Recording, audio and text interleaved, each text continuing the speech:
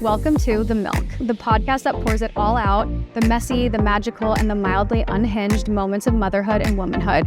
Real talk, honest stories, and reminders that none of us really know exactly what we're doing, and that's kind of the best part. I'm Taylor, your host and soon-to-be mom of 3, so let's laugh, learn, and milk this season of life for all that it's worth. Hi, ladies. Welcome back to The Milk. You guys, this episode, it's the first time I'm podcasting after having a baby. 3 days, you guys. Day 3. I am a mess on day 3. And this girl's like, do you want to do a podcast? I'm like, sure. Okay, well, in our defense, this was like selfishly a hangout for me with you. And we also I was did gonna work. come over anyways. We did. Yes, we did work. We had a lactation consultant appointment before. We did. But yeah, this episode's probably going to come out a couple weeks later than we're filming because Shelly over here is 37 weeks pregnant. We're like a few weeks apart. I'm so excited for us to have babies together. Preggo and postpartum. Yes. With eye patches. And we're in bed with eye patches. It's just, when I texted her, she's like, is this on video? I'm like, yes, sorry, but we're going to be wearing eye patches and we're going to be in a bed hanging out, just chatting. So I feel like it's okay. I was like, oh, cool. I'll wear my pajamas. Yeah. And she has pregnancy brain and I have postpartum head fog brain. So here we are. So hopefully this episode works out for all of us. I think it'll be great. It'll be relatable to everybody. Right. Well, anyways, this is Shelly Jacobs. Hello. She's an internationally board certified lactation consultant. You nailed it. Yes. We were like practicing before because I'm like, I've had 3 like slots of an hour and 45 minutes of sleep last night. So collectively like 5 and a bit. I don't know. But I really wanted to get this episode out sooner than later because so many moms were messaging me, especially after I was posting collecting colostrum. And just talking about why I was doing it, what's the purpose behind that. I'm like, I need to get my lactation consultant on here immediately. Yes. And so also selfishly, she was helping me because day 3, my milk's still coming in. Scarlett is a hungry gal. And confirmed. And yes. Get me more. And so I'm not producing enough already because my milk is only just coming in now. And so we've had to supplement with some formula, which I feel totally fine about. I'm pumping, I'm hand expressing, I'm breastfeeding. We're doing it all. Doing all the things. And so, yeah, I want to be real with like where I'm at with this. I'm days into it and I already have a clogged duct in my armpit. In the armpit, which is super common. Like all the things day 3 that you're doing that's happening right now is so common. All I see. And people don't talk about it enough. No. So I mean, even as a 3rd-time mom, granted my 2nd time around wasn't as great it wasn't as successful. I wasn't really able to breastfeed and I was exclusively pumping for a bit. We had a really hard start too. Yes. But like I feel like a first-time mom with some of these things that you just forget it. You have to. And also it's just it's so complex and it's layered. And every experience is different that I'm like, and also all the new moms that were messaging me was like, I would love to see a lactation consultant on there. Like I want all the information. And even you repeating everything today that you told me 2 years ago. Yeah, no one remembers anything. No. Like, first time mom is the same as a 5th time mom, honestly. Yeah. And I probably see, first, 2nd, 3rd just equally. It's not like I only see first time moms. It's like, and also every baby and mom is so different. That's true. So it's like my 2 experiences were totally different. I'm sure this one will bring other fun stuff. Okay, wait. I have to get you guys to just get to know Shelly a little bit more, to love her as much as I do, because this queen, can I share your age? Oh, yeah. Okay, she's 42. Yeah. I'm very open about my age. Okay, just want to throw it out there. Yeah. She's 42 years old. Wait, how old are you? 32. You just told me. But Okay, we're like 32. the same age. We're the same. We're the same energetically. She acts younger than I do. She still goes out dancing at 9 months pregnant and goes to concerts. Where did I went to Baby Keem I went to the Adidas party. And everyone was like, you're insane. Like, no pregnant people were there. Yeah, of course, but just you. That's just who I am. Like I wanted to go to Coachella. Yes. Bieber. I was actually going to tell you earlier, I was like, I was so shocked you weren't at Coachella this weekend. If your due date was probably a couple weeks later, you'd be there. Oh, I would 100%. I even, after I did my IVF transfer, he came out with the Bieber. And I was like, wait, I would have like, can I change done my it 2 due months date later? A little bit? Because I love Bieber. I'm a believer. But I'm a believer. Anyways, Shelly's Truly. 42 with her third child on the way. IVF. Has your So son I have and a daughter. 10-year-old daughter and a 6-year-old boy, and it's been like the sweetest thing to watch them just love on my belly. Like the bigger it gets and the harder it gets, they lay there and they like cuddle with it. It's the cutest thing ever. So you're just like living proof that you could be a pregnant goddess at any age. Thank you. You did IVF. I did IVF with my second. Yes. So I had embryos. I had 3 embryos left, and let me tell you, that's something you don't really think about because you have these embryos on ice and you think about them all the time, and you're like, it almost feels like a decision that's too big to make as a human, you know? And so I think 6 years later, my husband finally forgot hard stages. Yeah. Or you convinced him out of them. Yeah. So I always wanted a third. I come from a family of 3. My brother's 6 years younger than me. It was just always there, you know? Yeah. And I never felt like I was done. When I first met you, here I am. I probably told you. This was like one of our first conversations. Yeah. Where you told me about this, and these babies, potential babies, were just constantly on your heart and mind. And I remember you just being like back and forth of like, is it too late? Is it not? Yeah. Can we do this? Is my husband on board? I'm on board. There were so many. It's such a hard thing because it feels like it's your decision when you have embryos, but it's not. It's like there's a reason it was still on my heart, and at least I believe. You also had didn't you go on a trip and you came back and just like knew there was something, you told me this. Yes. Oh gosh. So my daughter and I are big into signs. This was this was probably 2024. I was going on a trip with a midwife who I love. It was like a women's retreat. And my goal was to get clarity on having another baby. And I felt like it was a good space, like everyone was in the birth world. And so my daughter and I, before I left, we were like, let's ask for a sign. And she was going to visit my mom, and I was going on this trip, and I was like, okay, well, we have to ask for signs that aren't very common, like no butterflies, no. And so I asked for peacock. Yes. Peacock, you're not going to see that. And then she asked for a rainbow dolphin.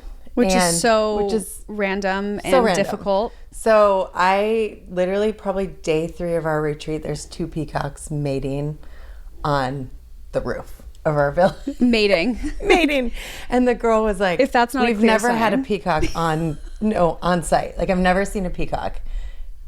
And then I come home, and my daughter, the first thing she says to me, she goes, Nana bought me a dolphin ring. And I got home, and it turned into a rainbow. Insane. What else did I need? Same trip. No, I don't even know if my husband knows that story. What? You convinced him without that story? He thinks I'm a little out there. Aren't we all? Yeah. But like that was, if 2 peacocks mating isn't a sign, they're making babies in front of you being so like, then it it's just kind of like, it was like, okay, I see the signs. And then I just went inward, and I stopped talking to people about it. And here we are. Yeah. And now he's almost here. He's almost here. So like excited. 2.5 weeks, you guys. Yeah. Oh, I'm so happy for you. One of these little but anyways, I just wanted you to get to know Shelly and her stories because she's a very special, larger than life soul. Oh, and just the funnest. So and she's so incredible at what she does. She works locally in Newport Beach. So if you ever need some help, New Mom Center, right? New Mom School. But you'll be back after. I'll be back like August, September. Yeah. So and I have someone amazing covering for me. Oh, great. Yeah. Awesome. Anyway, so I kind of wanted to start with why women should seek a lactation consultant. Okay. And then also I feel like something that I didn't know beforehand was I just thought you have a baby and maybe you seek help after if it's not working. Yes. Where and you I think most people think that. Yeah. And I think that's such a common misconception of there is so much need and use of finding a lactation consultant to help you pre-baby. And it also, is it true that a healthy milk supply starts before giving birth? Yes, I believe so. Well, and I see it every day. Yes. So it's like, it's one of those things, it's getting more popular, honestly, with, I feel like social media.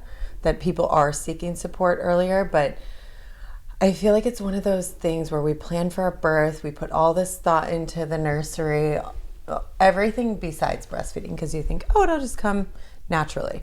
There are so many things we can prevent, from nipple pain, the main one being milk supply. And the milk supply, your milk supply is the key to breastfeeding. So what happens is a lot of times, you know, you have the baby, let's say the baby's not transferring, like Bash had a tongue tie. There's so many reasons, or an early baby, they're just not a good breastfeeder. Well, the early hours and days are when your body is getting programmed to make more milk. So hand expressing during that time makes like a world of difference. And hand expressing before, right? So hand expressing before is great because you learn how to do it. You can, you know, if you do get some, you can bring it to the hospital. You can give it to them when they're there. You did it before. I love doing it as almost like an insurance plan. Yes, exactly. Because I had a C-section with Bash, and what I did not know until literally experiencing it after was that a woman's milk supply can be delayed even more after a C-section because you're not getting the rush of, is it the oxytocin or endorphins that you get from birth. So my milk took until, I want to say day 5 or 6. C-sections can definitely delay the milk coming in, but if you do hand expression, that will speed it up. Yes. See, that's something I didn't know at the time. And so I had my colostrum on hand that I brought to the hospital. And so he had some of that while he was in the NICU, and then the days when he came back.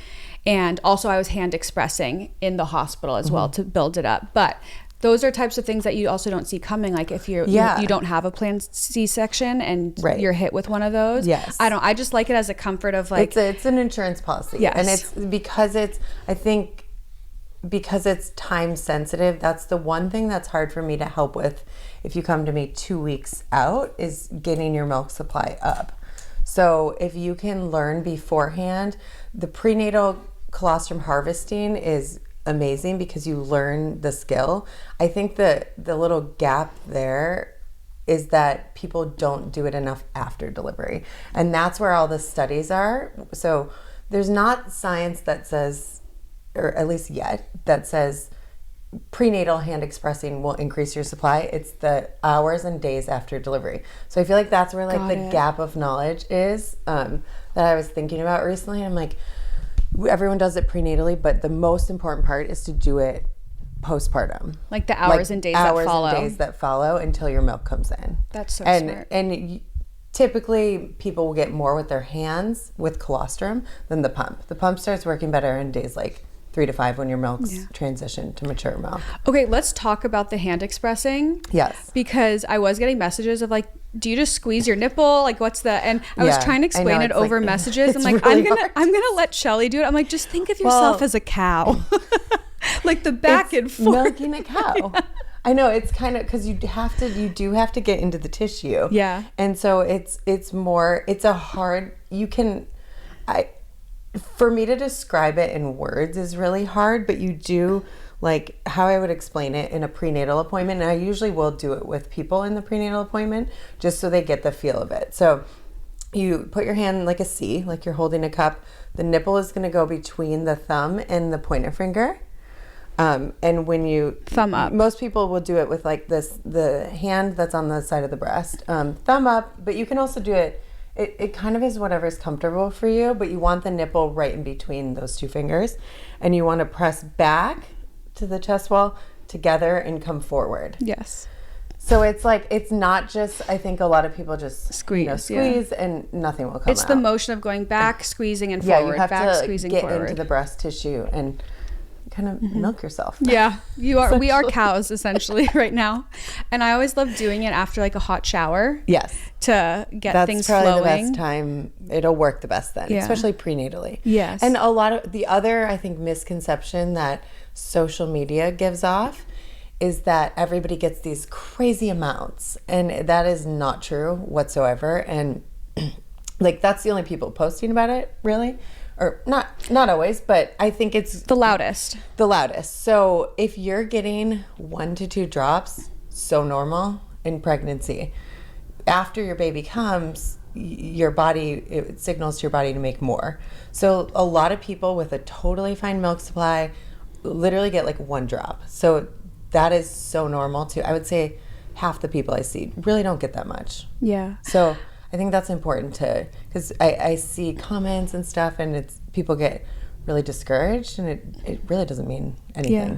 I think women after birth, the thing we stress about probably the most is feeding our babies. Yes. And what's our first job? We put so much pressure on breastfeeding, majority of women, especially me. Like all of my pregnancies, I've had a low milk supply, and I will kill myself over triple feeding, taking the supplements, hydrating, eating the foods, doing all the things. And then you'll go on social media and compare yourself to people like storing, like they'll pour all the cups, like the TikToks, and it's like 16 ounces. I'm like, oh my gosh, I get that in maybe one day, and that is one person's one feed. Yeah. And so it's so hard not to do that, but it's so also hard. so important to crowd out that noise. Yes.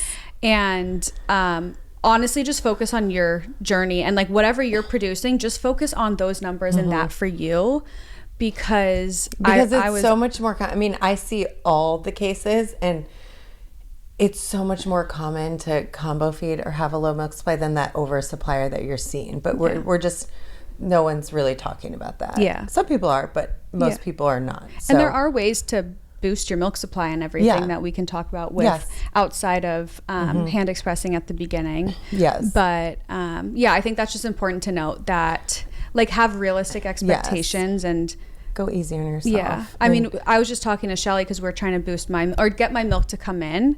And then after, I was like, I think I'm just going to be a combo feeder, especially as a 3rd-time mom. Like, I don't think I have the time and patience to just be able to, and luxury to just sit around and focus just on my breastfeeding journey when I have the 2 kids waking up early, getting them to school, making breakfast, making lunch, doing drop-offs. I'm like, I'm going to be such a better person by just breastfeeding as much as I can, and then just topping off with formula. Totally. And you also have the perspective, you've tried all the, I think it's different when you're your 1st-time mom, you've done all the things. Yeah. Like, so it's like, if you've tried them, you've done the triple feeding, you know that can like take a toll mentally. Yeah.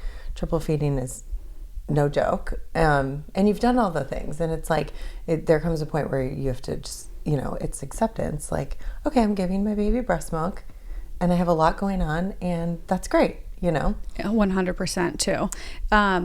So outside of milk supply, lactation consultants can help with so many other things. Yes. Do you want to rattle off a few of those? So if we're still talking prenatal, what I go over, I keep it really simple, because I don't think our minds have too much space for much, before birth. So proper positioning, and just kind of knowing that how much leaning back helps you. Like, proper positioning from the get-go can help a ton with nipple pain, deeper latch, milk transfer, all the things.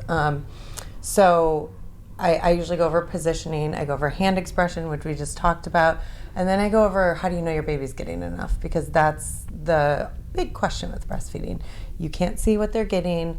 And that's most of my job, is teaching people how to know what their baby's getting, because they're all different. That's the other thing. It's like, my daughter would feed for 30 plus minutes, and my son was really fast and would just finish. And so same mom, different babies, like, it's a whole nother learning curve. So teaching, learning all the things, like, Scarlett's day 3 right now, what do her poops look like while they're transitioning from the meconium? So they're like, mustardy, it's all about the poops. We get obsessed with the poops, right? So the proof is in the poop.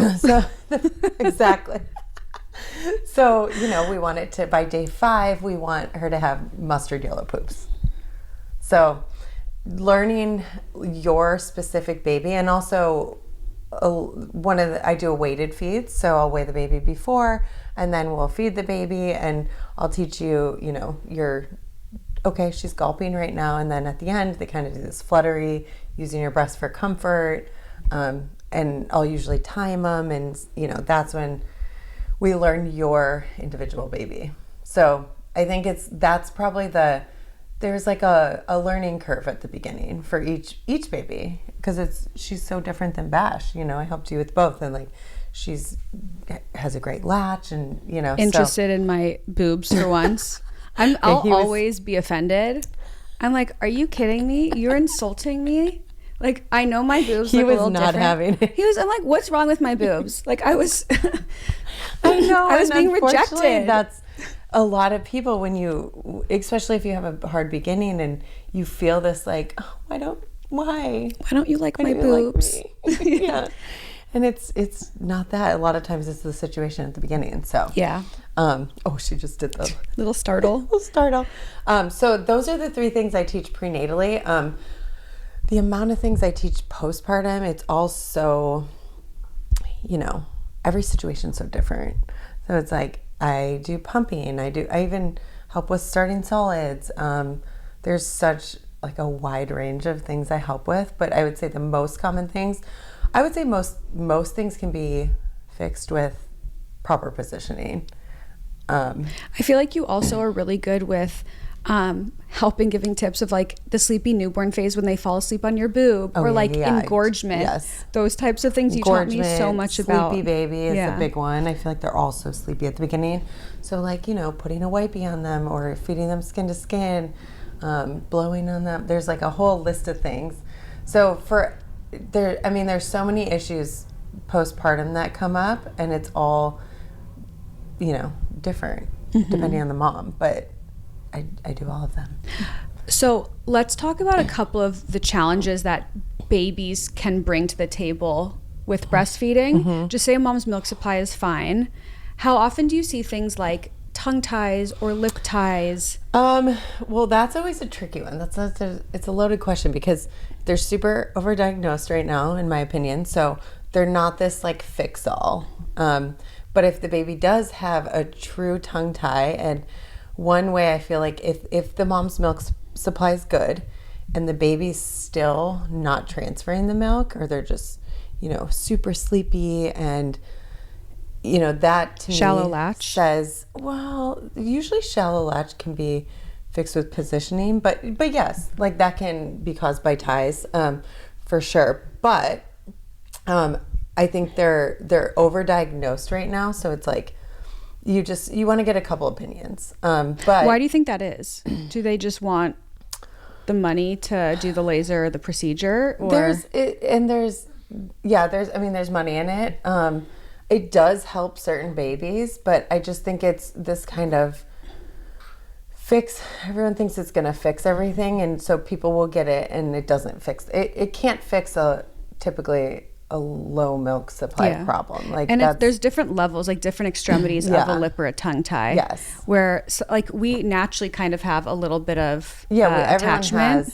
Everyone has a lip tie. So it's like if it's a really thick one, and they'll probably have to get it released, you know, for braces later. But if it's not causing breastfeeding issues, like I don't find that, I can't diagnose it. So I'll send them I love Dr. Tran in the area.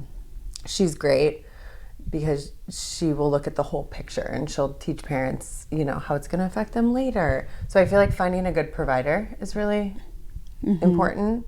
But if the mom has a lot of milk and the baby's still not transferring it, that's like when I look into that. Or if it's a super obvious tongue tie, like Bash had, that's an easy one. He literally looked like a snake. Like he stuck his tongue out right when I met him, and it was just almost like two sides with a string being pulled down the middle. I was like, that's not normal. That's an obvious one. So I think most people across the board would. But where it gets a little harder is if it's like a midline tongue restriction. You can't really see it. It's just they don't have much movement, and then like the lip ties are. Isn't there something random and rare called, is it a cheek tie? Oh yeah, there's cheek ties. And honestly, I don't really feel comfortable speaking to it because I'm not an expert in that field. But it is a thing. Never experienced it or heard of a friend, but I've heard that name. But and then there's studies that say like that doesn't affect breastfeeding. So it's a very controversial topic. Yeah. But I do see it in like a small percentage of babies. One thing that Shelly helped me with today that I feel like has made a big difference, or will make, because I remember like completely spasming in my back due to positioning, is making sure, and we kind of touched on this, but like the right position of, you kind of naturally want to hunch over to like look down to make sure that they're latching and getting food, but your back, like my back's already strained. It feels like I pulled muscles everywhere. So that's what we were working on. Do you want to quickly touch on just the proper position of even the baby, like the tummy to tummy and all that? Totally. And would it help if you grabbed a pillow or like, so I'm just going to show you how you can set up. Oh, hey. Okay. So I love the breast friend pillow because it kind of like holds the baby up high. Kind of, if you tighten it right below your breast. So one of the most common things I see is that people have the pillows way too low, and then that's where the hunching over comes in and your back hurts. Honestly, they're not getting a deep latch if you're hunching over and going to them.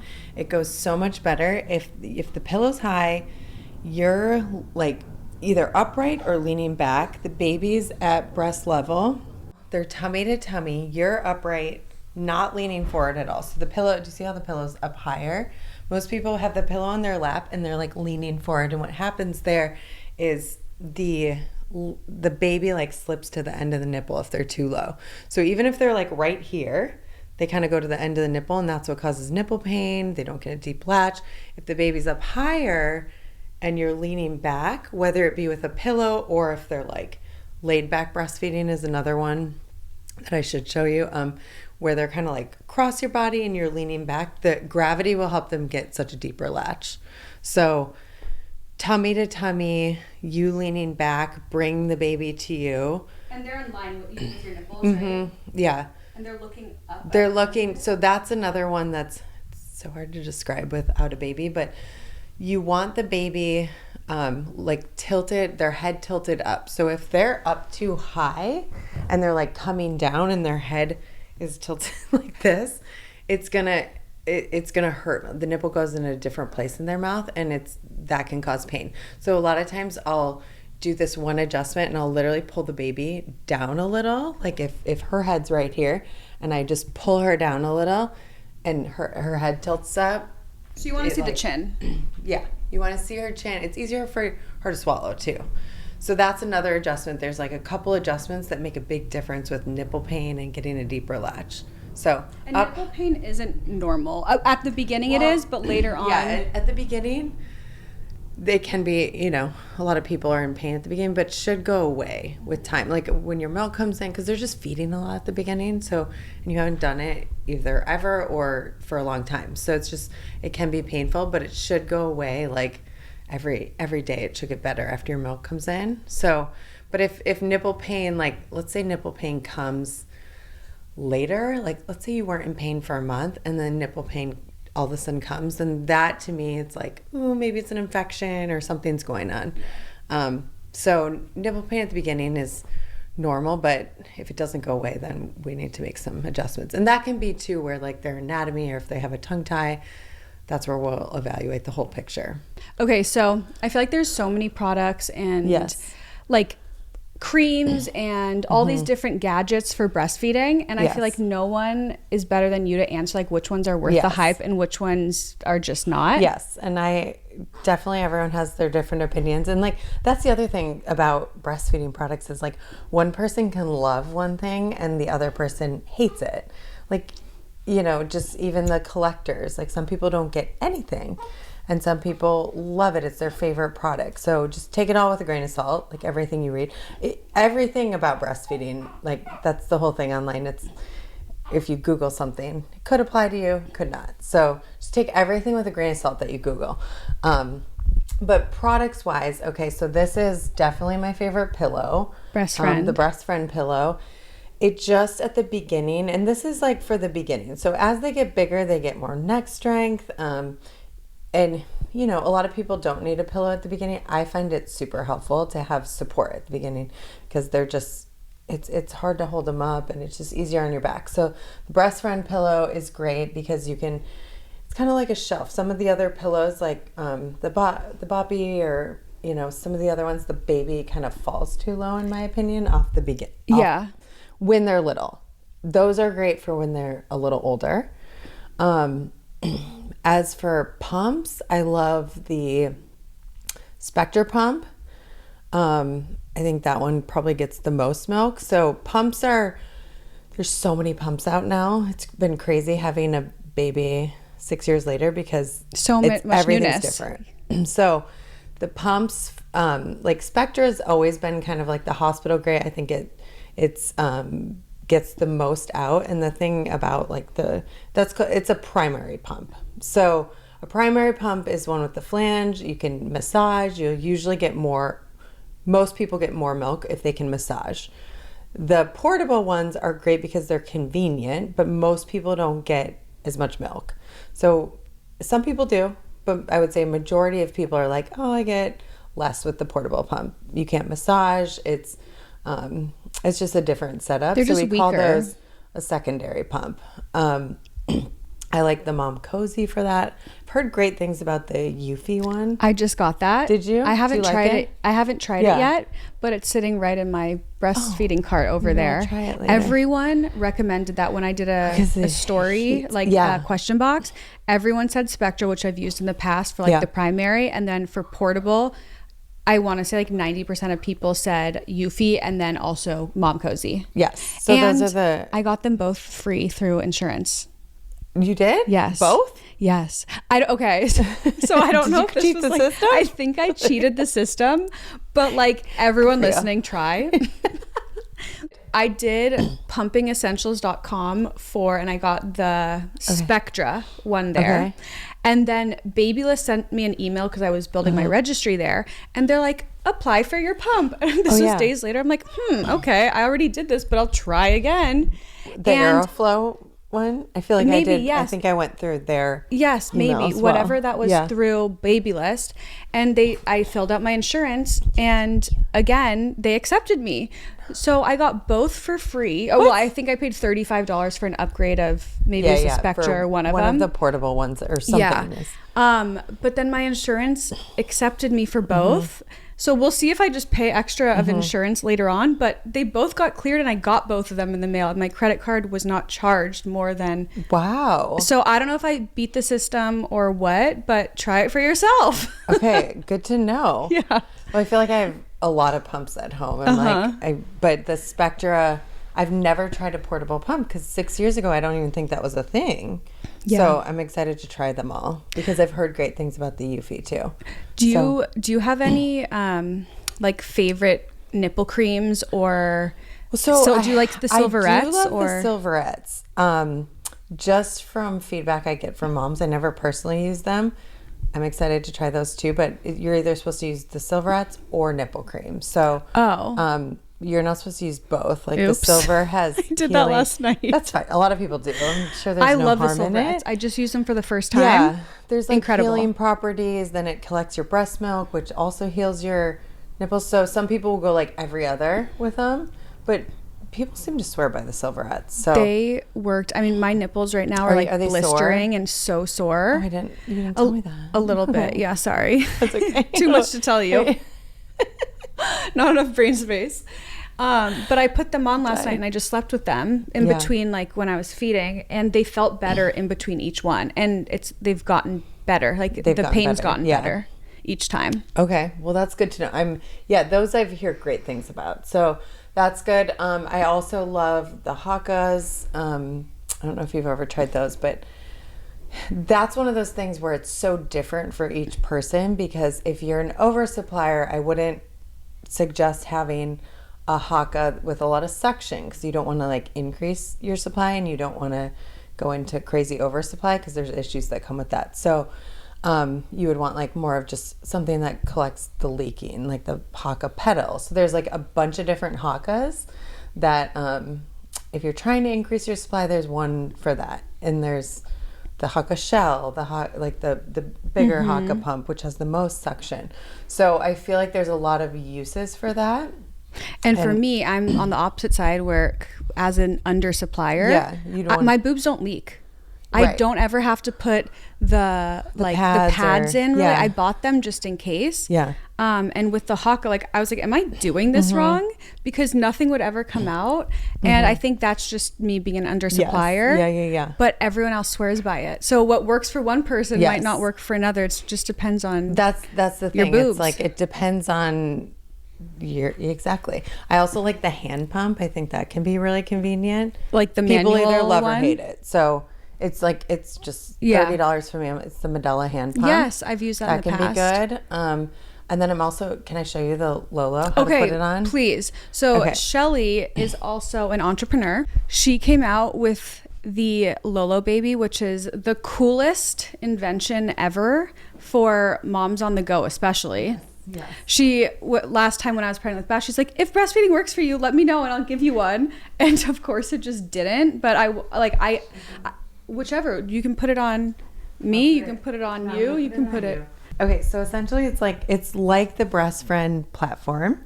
So it holds the baby up high. So think like Breast Friend meets Solly Baby or like a wrap. So you put and it's like firm, like it like has shape. It's like a platform that, and then it compacts. It like folds so that you can carry it in your diaper bag. So you put it over like this. So I used it with when I was designing it, I used it with my son. And so it was really nice for like second, third time moms because you can like you can walk around with your hand under, and there's so much coverage, like privacy. A lot of coverage. So it's great to like take it out to dinner, or then you cross it in the back. It's kind of hard to put on while we're sitting, but yeah, exactly. And then you tie it under. Here, grab the other side. So you tie it, and then there you go. And then you like slide the baby in. Look at her little face. You just put her in this way? Yeah. So like I'll usually, when I put the baby in, you put them like that if you're feeding on this side, and then you can like put the coverage. That's amazing.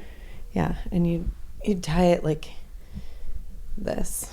So, and then she just like slides right in there. So she's at that position that I was talking about that's so helpful for breastfeeding babies, like having them up high, but you can move around more. Because I found, well, first of all, everyone asks me like, how do I do this on the go? Also, I think like sometimes you get stuck, you get like nap trapped, and you're like, oh shoot, I have to like get up and do stuff, especially with, multiple kids. So you can stand up and like go help them get a glass of water or get yourself a glass of water, So exactly. So I'm obsessed with it. And then I think my favorite part is just the privacy. Yeah. Because we all know, like, we're in 2026 now. We're like, there's going to be boobs out in public, and like, we should be able to do that. Yeah. But at the same time, like, there is a level of like, you're just like, I don't Sometimes want like, you just don't feel like creepy men who walk by seeing my nipples. Yeah. So you can literally. And everyone's so different with that. Like, some people are super confident, and I think, like, as a first-time mom, I didn't even want to do it around like family. It's like so. You don't have to like hide away. Exactly. You don't have to, but it gives you if you're out to dinner, it also like I found myself breastfeeding in the bathroom stall or going to the car with my breast friend pillow. And this is a good option because you can like fold it up and put it in your diaper bag. So you should do like a social campaign where it's like, where's the randomest place you've used Lolo Baby? And like do like a giveaway where they film like they're at Disneyland or they're on a hike. You're so good at this. Yeah. And it's just a big giveaway. I love when I get pictures from people like at the hairdresser or whatever, That'd be so fun. So anyways, this is her invention. And yes. What's your website again? thelolobaby.com. Okay. I'll put it in the show notes anyways for anyone who's interested in getting one of these. But it's so convenient. It was hard to put it on you with this. Like it's a little, it's better when you're standing up. And like once you get the hang of it and you put it on tight, it's so much easier.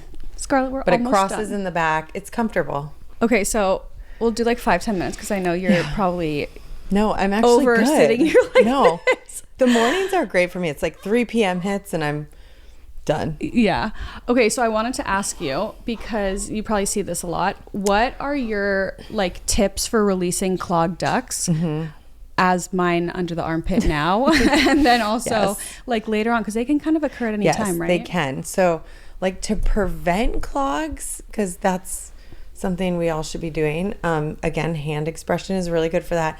And just being like aware of your breasts, and if you have problem areas, like sometimes, like I always had this problem area right under, and just being really consistent with massaging there, especially while you're pumping or while you're feeding, while like milk's moving, if you can massage. But if for right now, a lot of it's day 3, like people will feel really engorged, and a lot of it's vascular, so time will just help with it. So sometimes icing, like if you have a really bad one. But before the feed, and there's so much, the mastitis protocols all changed, so it's like a lot of mixed stuff out there if you Google it. But if you can do heat before, I always find that helps. And then you can ice it after. Do you like those massagers? I just feel like your hands can do the same thing. People say great things about them, so I only have other people's opinions on them.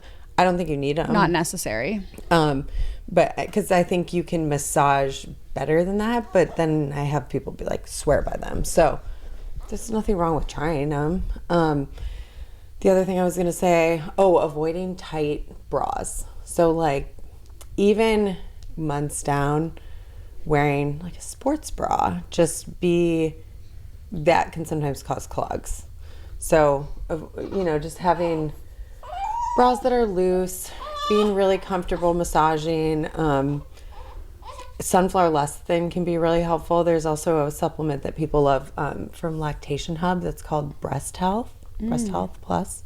It's always sold out, but it's good. And then also there's, if you have a really stubborn clog, or if it's just you've been working at it for a long time, I have a friend named Whitney Sipple who comes to your house with a ultrasound machine, and like that breaks it up really quick. Wow. And she does like red light therapy, all sorts of things. She's great. So if it's something that's stubborn, or if you have reoccurrent ones, a lot of people will see her, because there's only so much you can do like with your hands. Oh, the dangle feed. The dangle feed. You're probably more of an expert there. But yeah, the dangle feed is supposed to be good. It's literally where you just like have your baby. We talked about this last time. Oh, we did. The dangle feed. Yes, you have your baby on just like the bed, like I don't know, the floor of the bed, like on a flat, safe surface, and you just like get on your hands and knees in like this primal state and just stick your boob in the baby's mouth, and apparently that angle like helps release the clog. Yes. Yeah. And other angles just in general. That was one I forgot. Like you can just try side lying, or try putting the baby football hold, or something like, different angles, just so they can suck maybe differently from that angle. So I love it. The dangle feed is your it's your thing. I don't even know what it's called. It's just like if no, that's like what it's your called. Oh, is like it? You're dangling your boob in their face. I don't know. Exactly. Well, Scarlett's getting a little fussy. She probably needs to eat again. I don't know how she's. It's so funny. I don't again. even notice fussy babies when they're not mine. Oh, I'm like sweating over here. I'm like, you are. Because I work where it's like babies are crying all day. Unless it's mine. Yeah, exactly. And I'm like, ah. It's like a chemical release or something that moms have. That when a baby cries, like your baby, it sends your body into fight or flight mode. And like, that's why I'm sweating right now. Cause I'm like, it's not that she's crying, but it's just the like, oh shit, we're recording. Isn't that funny? I didn't even notice. I was like, no, but I'm like literally sweating. But if it was if my 6-year-old or 10-year-old's crying, like I'm just, it's and then the men are like, what? Like, it's fine. Like, that doesn't bother me. Let him cry. I'm like, I am going to pull my own hair out if this cry happens it's perfectly for any designed, longer. right? Yeah. Oh yeah, that's why like men, like you can put the baby next to their side of the bed. Have you seen those like things? And it's like somehow the husband like doesn't hear it. It's like my husband would only wake up to like a shrieking cry. Oh yeah, I don't even think Scotty would. Scotty, I'm surprised actually, like when I went into labor, that he woke up to my whisper, because he sleeps through like anything. My husband is too. And falls asleep in 20 seconds. Yeah, I listen to I can hear my kids sneeze in the middle of the night through the doors, through the sound machines. I can hear anything. I'm in a half sleep. I think that's something that moms. I know, we're in a half sleep. Like we just inherit when we become a mother. Oh, I know. I remember my mom. I'd walk next to her and she'd be go, ah! And My dad just never. I always wondered how my parents caught me sneaking out when I was like in high school. Like they not even hearing anything. It's just like this intuitive knowing of like your child is awake. They are doing something wrong. So true. You know, like how the hell did they catch me? Yeah, with like anything. They just all, you know how like you're like, how did my parents know that? Or how did they find that out? Or how did they find that in my room? And they just know. They just are all And now knowing. you get it. On the and other now side, I you're get like, it. oh. Yeah. Like if they're being too quiet, you're like, I know something. Or like your baby doesn't even have to be making noises and your boobs start tingling and you just like know they're awake. You know, totally. Those types of things. Yeah. It's so wild. Oh, Anyways. Perfect. I know, now she's quieting down, of course. She's such an angel, you guys. Such an angel baby. She's so sweet. I'm so She's obsessed. Perfect. It's just the best. We're gonna have so much fun with these babies. Oh my together. gosh! And it's like summer's around the corner. Yeah. We're gonna be having our hot postpartum mom summer with our babies by Shelly's pool. Right. Or we could just be romanticizing this whole thing, and it's like really. No, we're gonna fake it till we make it. That's been my motto for the last 2 weeks. I'm like, just fake it till you make it. Yes. You got this. Like, you're so tired. Well, thank you guys so much. I hope you love this episode. If you want more from Shelly, follow her Instagram. You post like just so much like informative information and reels, and you have tons of ones to go back to and pinned at the top that are like the most useful. I do a lot of the gassy baby stuff. Oh my gosh, yes, those are fun to watch. Those are so fun to watch. Well, that's like such a hard thing if your baby's just tummy hurts. Yes. So, but all sorts of things. So what's your Instagram? Shelly Jacobs _IBCLC. And then she'll be on maternity leave, but she will have someone covering for her at New Mom School, and you'll be back August or September. September. I'll probably go. We'll see. Love it. Yeah. You could be taking lactation consultant appointments from your bed. I'll be like, come to my house, everybody. I'll show you how. Anyways, thanks, Shell. Love you so much. Thank you guys for listening. Reach out to Shelly. Thanks for just joining me another week and allowing me to live my mom life while also trying to podcast over here. I can't believe I appreciate it. I'm like, are you sure? Are we good here? I'm still running on adrenaline, you know? Yeah, no, you're amazing. Anyways, I love you. Thanks, guys. Till next week.